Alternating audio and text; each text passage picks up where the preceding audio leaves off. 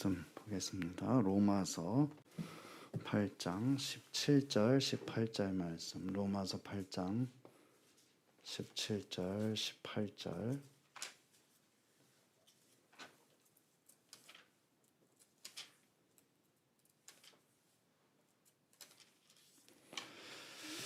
장 17절 18절 말씀. 다 같이 함께 봉독하겠습니다. 17절 18절. 자녀이면 또한 상속자 곧 하나님의 상속자요 그리스도와 함께한 상속자니 우리가 그와 함께 영광을 받기 위하여 고난도 함께 받아야 할 것이니라. 생각하건대 현재의 고난은 장차 우리에게 나타날 영광과 비교할 수 없도다. 아멘. 자, 우리가 또 지난 크리스마스 성탄 감사 예배 때 뵙고 또 이렇게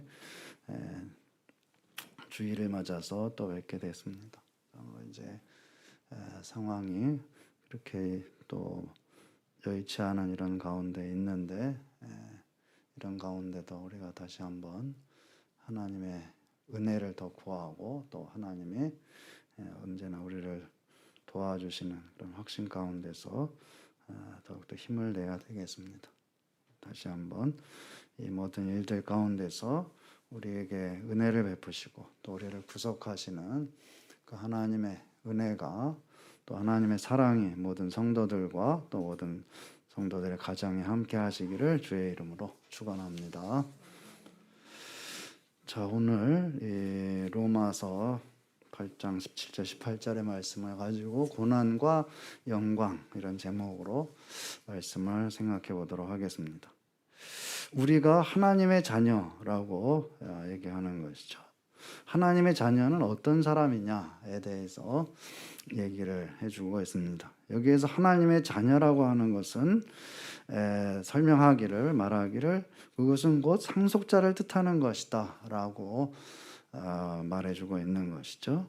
여기서 하나님의 자녀라고 하는 것은 그것은 곧 상속자를 뜻하는 것이다.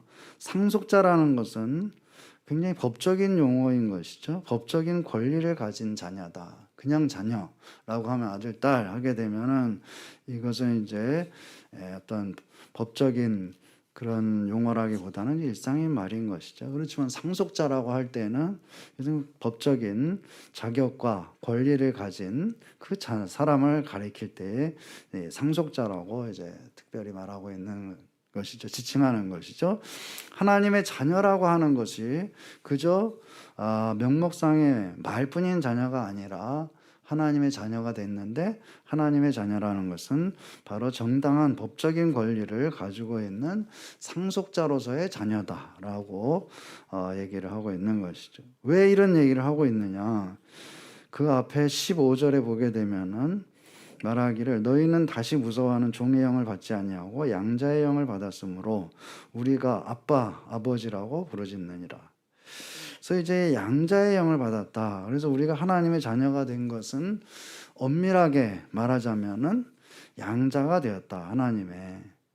하나님의 아들은 본래 아들은 예수님이고 우리도 하나님의 자녀가 된 것이 분명하다는 것이죠. 그러니까 엄밀하게 말해서 원래 하나님의 자녀가 아니고 입양된 양자와 같다라고 얘기를 하고 있는 것이죠. 하나님의 양자가 됐다고 해가지고 하나님의 진짜 아들인 예수님과 무슨 차이가 있는 것이 아니라 아니라는 그런 의미에서 법적인 자녀를 뜻하는 권리가 있는 법적인 또 자격이 있는 상속자라는 그런 말을 사용해서 우리 그리스도인이 어떤 존재냐, 하나님과 또 예수 그리스도와 어떤 관계에 있느냐라는 것을 밝혀주고 있는 것이죠. 오늘 본문 17절에 보게 되면 자녀이면 또한 상속자 곧 하나님의 상속자요 그리스도와 함께한 상속자니 이렇게 말하고 있죠.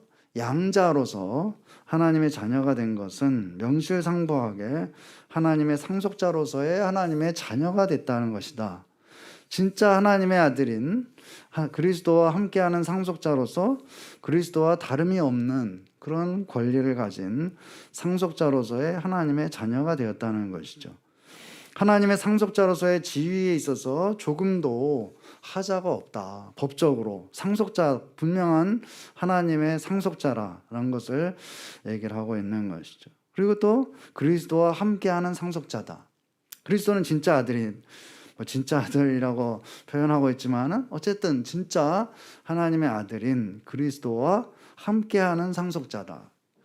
그래서 하나님의 상속자로서의 지위에 있어가지고 우리가 조금도 하자가 없다는 것을 분명히 하고 있는 것이죠. 상속자로서의 자녀는 그 부모의 유산을 물려받을 그런 위치에 자리에 있는 것이죠. 그런 자격이 있는 것이죠. 마찬가지로 하나님의 자녀도 하나님의 유산을 물려받을 그런 자격을 가지고 있는 것이다. 하나님의 유산을 물려받는 자녀는 진짜 아들인 예수님과 양자인 그리스도인들이라. 그래서 하나님의 유산을 물려받는 일에 있어서 조금도 차별이 없다는 것을 강력하게 논증하고 있는 것이죠. 그래서 그리스도와 함께하는 상속자다. 하나님의 아들인 상속자이고 또 그리스도와 함께하는 상속자다. 상속자로서의 자녀는 그 부모의 유산을 물려받는 것이고 우리가 하나님의 유산을 물려받는 일에 있어 조금도 차별이 없다. 하나님의 자녀가 받을 하나님의 유산을 영광이라고 말하고 있는 것이죠. 이 영광은 예수님과 함께 받게 되어 있다는 것을 말하고 있죠. 17절 하반절에 보면은 우리가 그와 함께 영광을 받기 위하여 고난도 함께 받아야 할 것이니라. 예수 그리스도가 이제 영광을 그와 함께 받는, 예수 그리스도와 함께 받는데 또 예수 그리스도와 함께 고난도 받아야 될 것이다.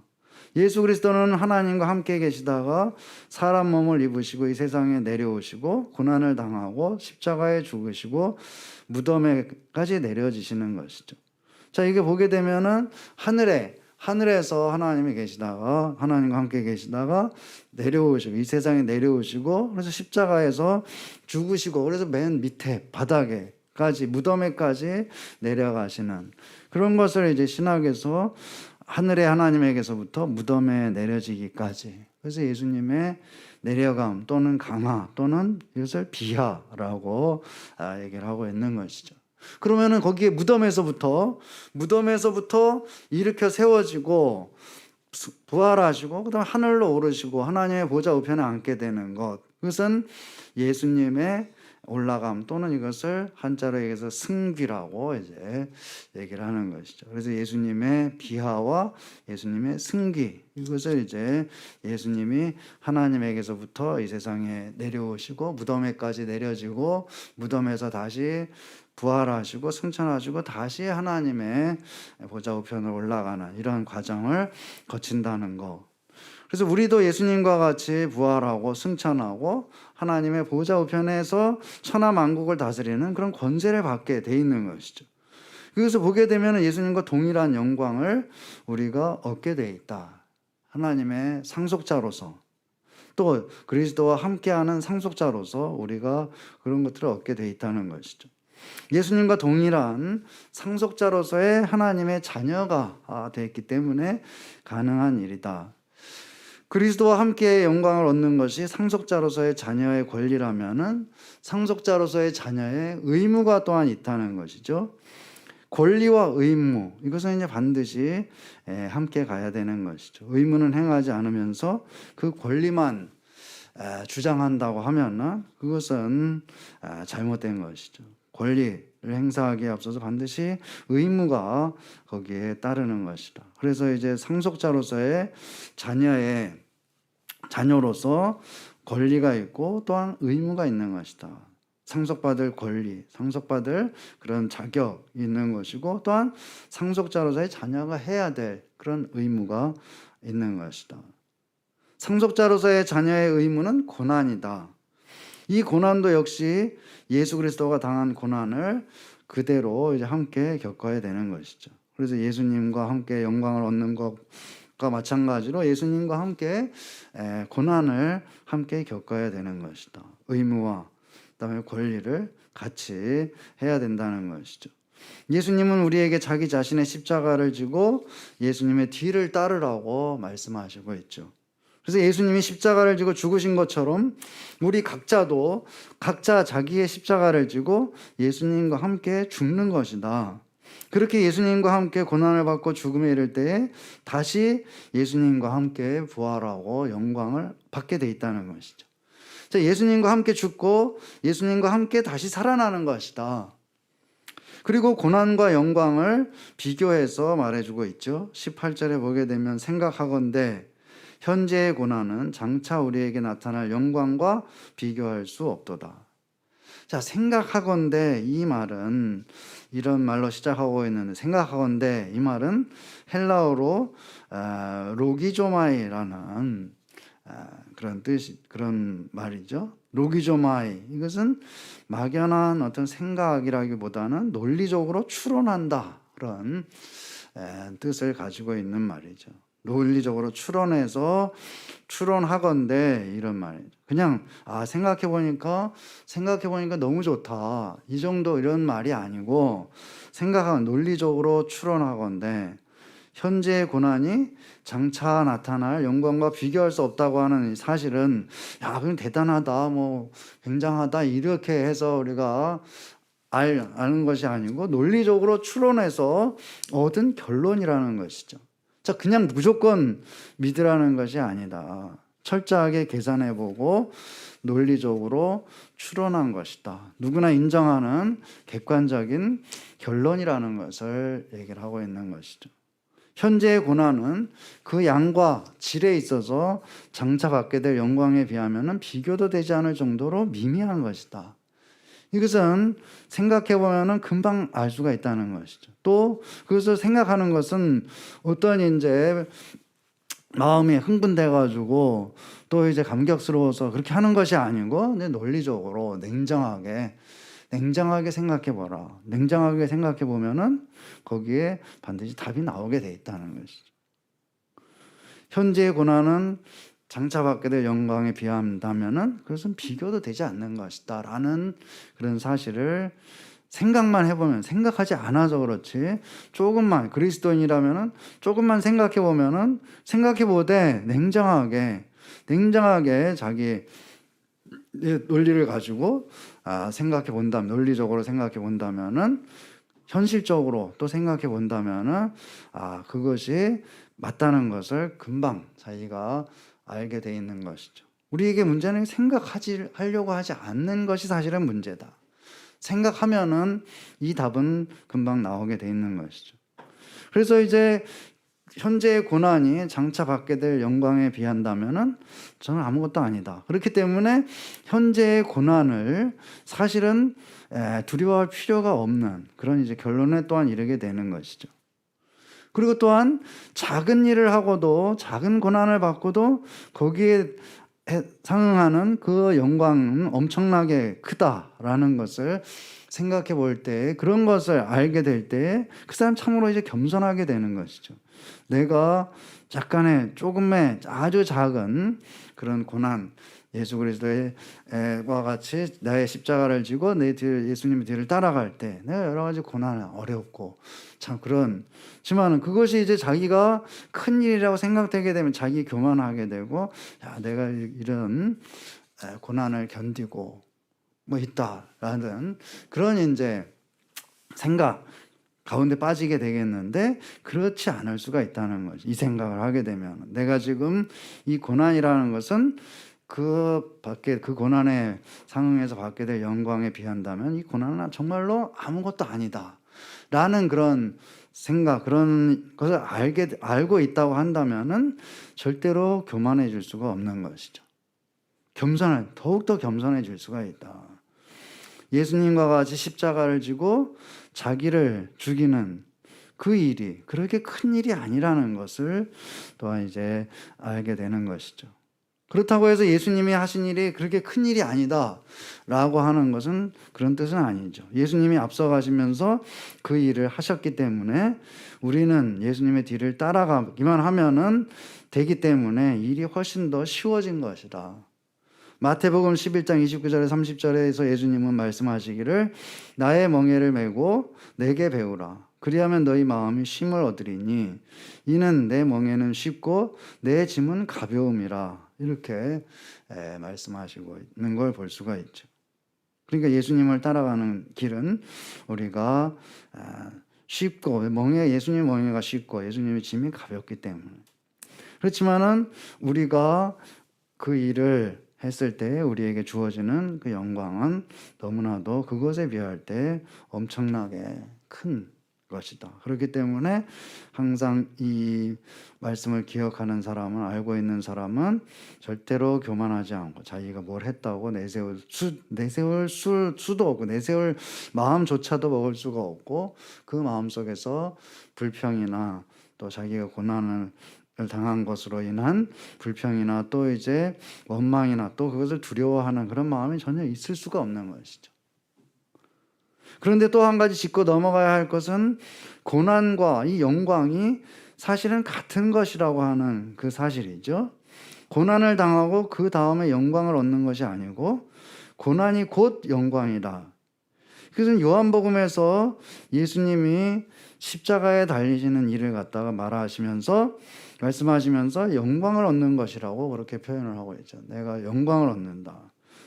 그 분명히 십자가의 죽음을 얘기하는 것인데 예수님은 내가 영광을 얻는다라고 말씀하시는 걸 볼 수가 있죠. 그것은 곧 고난과 영광이 하나라는 것을 예수님이 말씀하시고 있는 것이죠. 십자가에 달려 죽는 것은 분명히 고난인데 그것을 영광이라고 표현하시는 것, 그것은 우리의 생각에서 보게 되면 그 고난이 조금도 틀림이 없이 영광과 직결되어 있기 때문에 고난만 있을 수가 없는 것이기 때문에 고난에는 반드시 동전의 양면과 같이 고난 그 이면에는 곧 영광이기 때문에 고난과 영광은 사실 같은 것으로 예수님이 말씀하시는 것이고, 또 우리가 고난은 곧 영광이다라고 얘기해도 그렇게 틀린 말이 아닌 것이죠.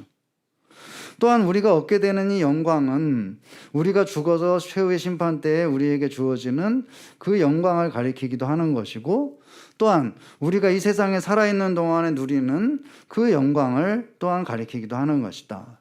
사도 바울은 말하기를 내가 날마다 죽는다 라고 고백을 하고 있죠. 매일 죽는다. 그것은 다른 말로 하자면은 매일 살아난다 라는 말과 같은 것이죠. 매일 죽는다. 오늘 죽어서 그럼 끝이잖아요. 근데 오늘 죽고 내일 죽고 그러면 매일 죽는 것만 있는 것이 아니고 무슨 매일 살아나는 과정이 있는 것이죠. 매일 죽고 살아나고 죽고 살아나고 죽고 살아나고 죽고 다시 살고 죽고 다시 살고, 이것은 예수님의 죽음과 부활을 내가 매일 체험한다는 것을 뜻하는 것이죠.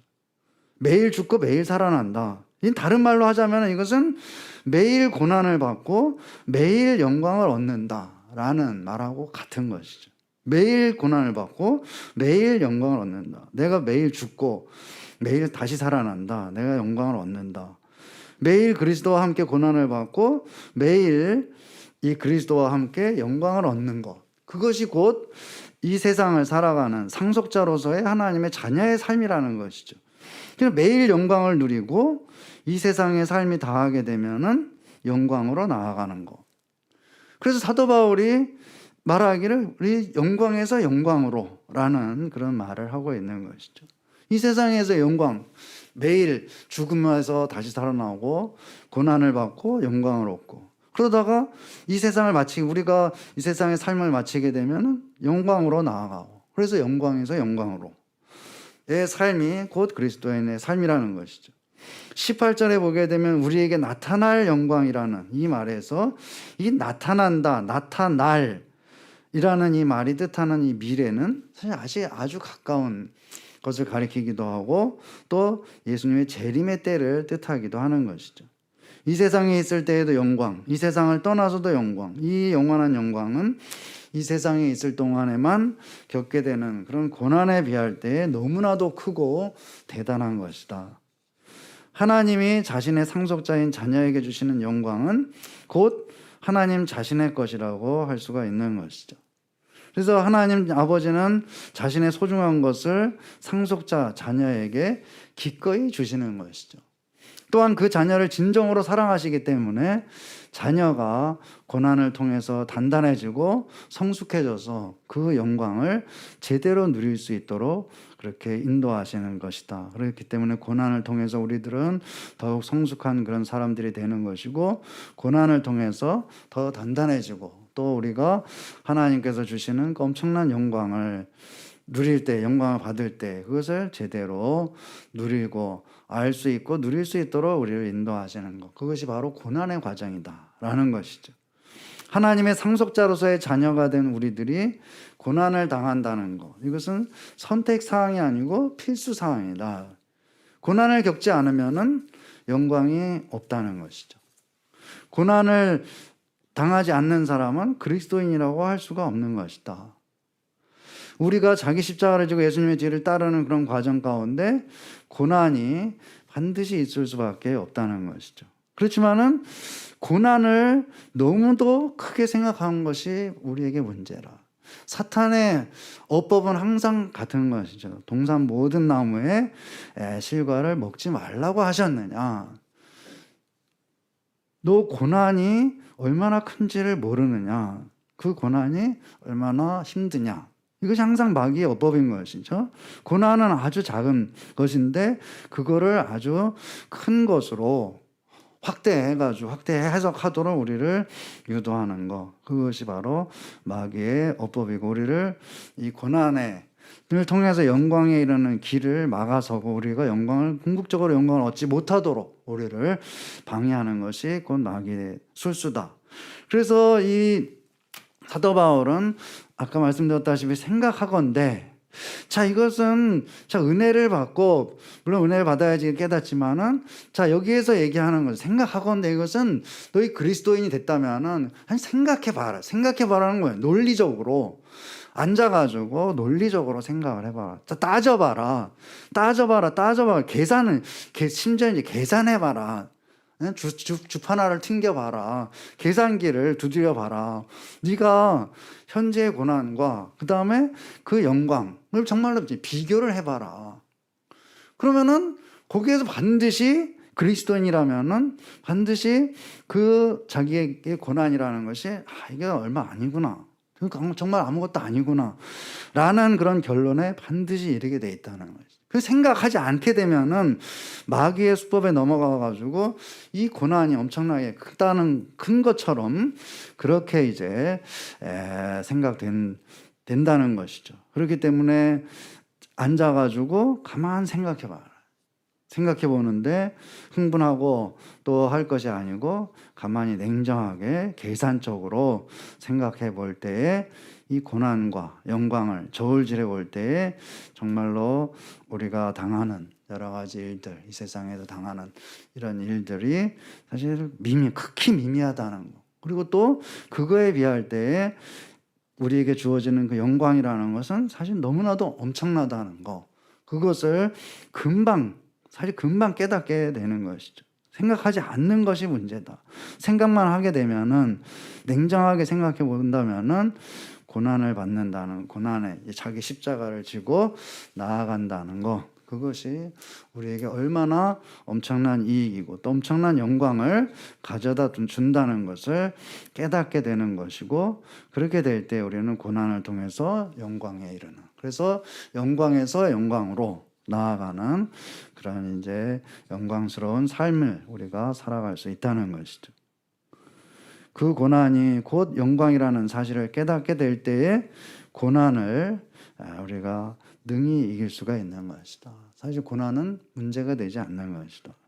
그 고난은 곧이어 받게 되는 영광과 비교할 때 지극히 미미한 것이다 라는 사실을 알 때 우리가 이 세상을 두려움 없이 살아갈 수가 있는 것이고, 무엇보다도 큰 용기를, 믿음을 가지고 살아갈 수가 있다는 것이죠.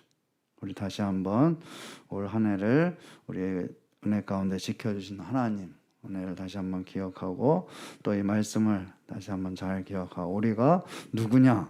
하나님의 상속자로서의 자녀, 하나님의 자녀이고, 또한 하나님의 상속자고, 또한 예수 그리스도와 함께하는 상속자라는 이런 사실을 다시 한번 깨닫고 우리가 참으로 이 십자가를 지고 자기의 십자가를 지고 예수님의 뒤를 따를 때에 우리가 여러 가지 어려움을 만나고 방해 또 이제 나를 핍박하는 또 괜히 욕먹는 그런 일들을 당하겠지만은 그 고난은 우리에게 주어지는 그 영광에 비할 때 정말로 아무것도 아니구나 라는 그런 사실을 깨닫게 될 때에 우리가 더욱 성숙한 그런 신앙이 될 수가 있는 것이고 더 큰 영광을 우리가 누릴 수 있는 그런 가운데 그런 자격이 있는 사람으로 더 성장하게 되는 것이죠.